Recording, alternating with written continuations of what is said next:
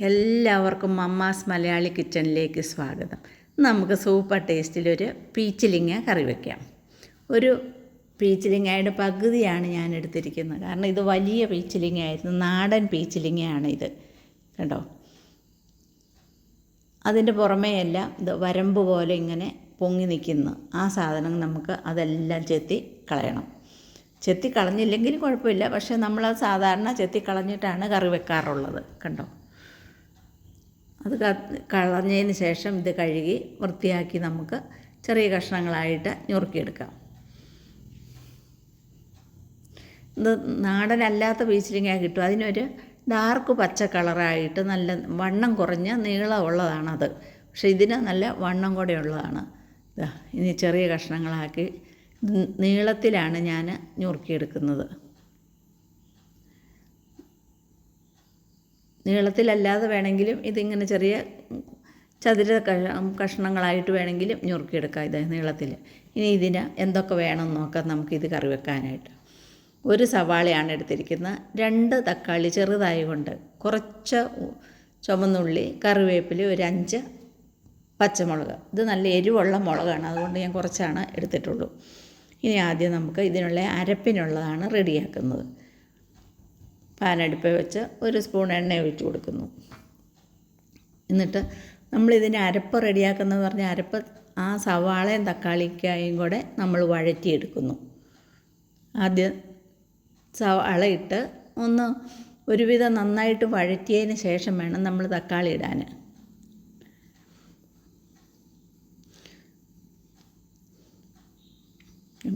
ഇതിലേക്ക് ലേശം ഉപ്പും കൂടെ ഇട്ട് കൊടുത്തിട്ട് വേഗം ഒന്ന് വഴഞ്ഞ് കിട്ടാൻ നമുക്കറിയാമല്ലോ ഉപ്പിട്ടണമെന്ന്. ഏകദേശം ഇത് ആയിക്കഴിഞ്ഞു, ഇത്രയും മതി. ഒത്തിരി ബ്രൗൺ കളറൊന്നും ആകേണ്ട ആവശ്യമില്ല. നമുക്ക് തക്കാളിക്ക് അങ്ങോട്ട് ഇട്ട് കൊടുക്കാം. തക്കാളി ഒന്ന് പച്ചമണം മാറി ഒന്ന് വന്നാൽ മതി.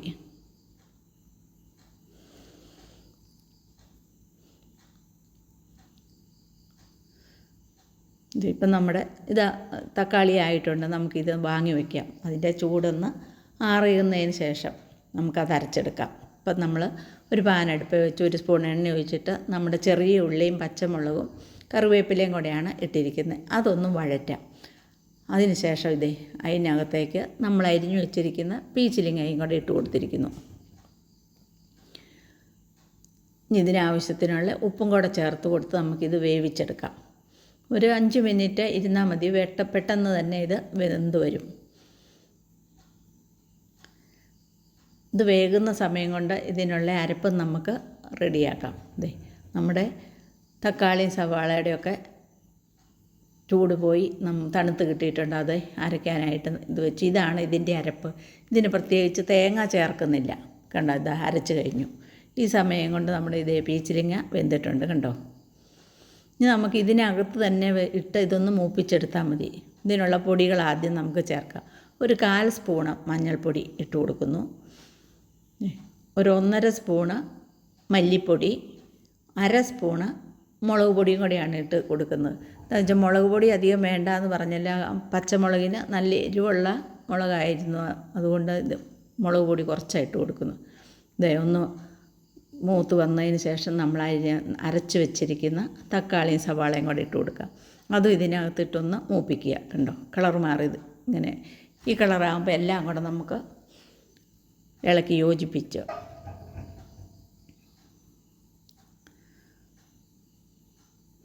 ഇതിനകത്തേക്ക് ഇതിന് ആവശ്യത്തിനുള്ള വെള്ളം ഒഴിച്ചു കൊടുക്കാം.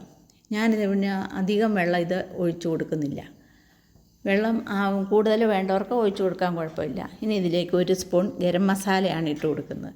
അതും കൂടി ഒന്ന് ഇളക്കിയതിന് ശേഷം ഒന്ന് മൂടി വെച്ച് ഒന്ന് തിളച്ചാൽ മതി. അപ്പോൾ നമ്മുടെ കറി റെഡിയായി കഴിയും. കണ്ടോ, ഇപ്പം തന്നെ നല്ല മണം, നല്ല ചിക്കൻ കറി വെക്കുന്ന പോലെയാണ് ഇത് വെച്ചിരിക്കുന്നത്.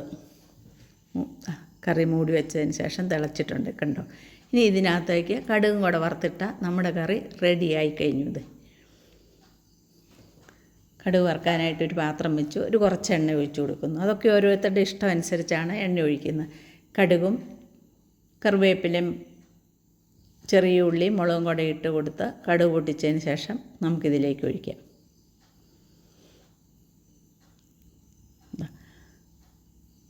ഇത് നമ്മുടെ കറി ഇവിടെ റെഡി ആയിട്ടുണ്ട്. നിങ്ങൾ ഈ വീഡിയോ കണ്ടിട്ട് ലൈക്ക് ചെയ്യാനും ഷെയർ ചെയ്യാനും സബ്സ്ക്രൈബ് ചെയ്യാനും ഒന്നും മടിക്കരുത്. ഇതാ സൂപ്പർ കറി ഇവിടെ റെഡി ആയിരിക്കുന്നു. എല്ലാവർക്കും താങ്ക്